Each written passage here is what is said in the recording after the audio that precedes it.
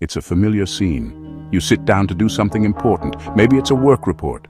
Maybe it's a book you've been meaning to read. You open it up. You feel a sense of purpose. But then, a faint vibration. Your phone buzzes on the desk. A notification lights up the screen. Someone liked your photo. A news alert flashes. An email has arrived. You tell yourself you'll just check it for a second. Just one quick look. It won't take long. That 1 second turns into a minute. Then 5. Then 20. You are no longer reading your book. You are scrolling. This experience is not a personal failure. It is not a sign that you are weak-willed or lazy. It is a shared experience across our entire society. We are living in a state of constant low-level panic and distraction. To understand why your phone is so irresistible, you need to understand a little chemical in your brain called dopamine. It is often called the pleasure chemical, but that's not quite right.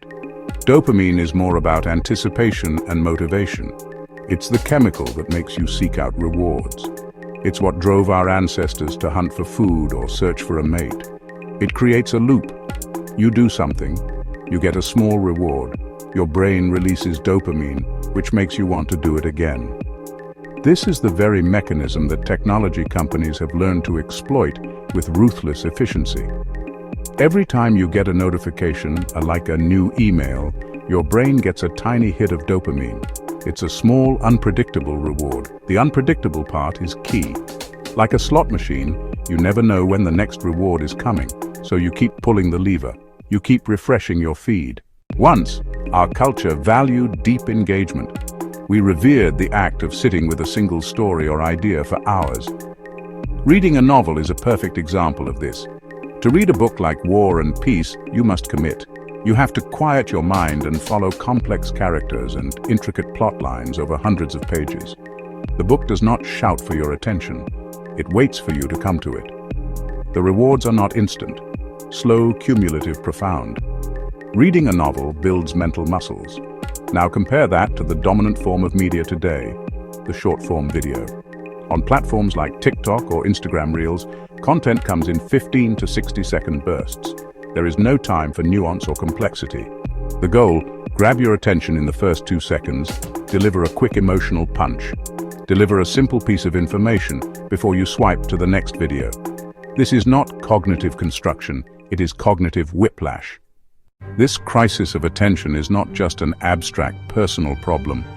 It has devastating consequences that are rippling through every part of our society. In our schools, teachers report that students are finding it harder than ever to read long texts. Students are also struggling to stay focused during class. They are more distractible. They are less able to follow a sustained argument. They have a lower tolerance for tasks that aren't immediately stimulating. The very foundations of education, the ability to listen, are being eroded.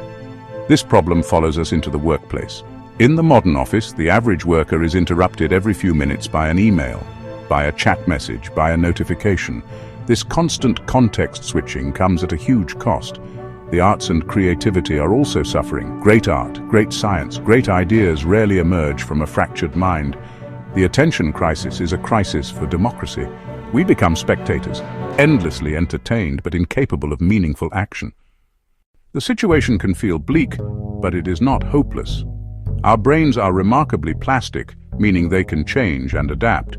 We've trained them for distraction, we can retrain them for focus. This is not about blaming individuals. We need big structural changes to the tech industry. While we fight for those changes, there are practical steps to reclaim our minds. The first step, understand your attention is valuable. You must actively choose to protect it. One powerful move, create intentional space away from the noise.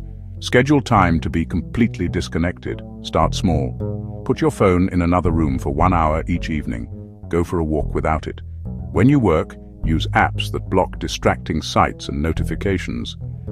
Create an environment where deep focus is possible again. This will feel uncomfortable at first. Your brain will crave stimulation, persist, and you'll feel calm and clarity from a quieted mind.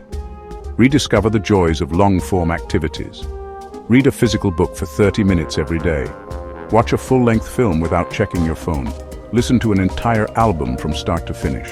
These activities are weight training for your attention span. They rebuild mental muscles that have atrophied. Choose activities that demand sustained concentration.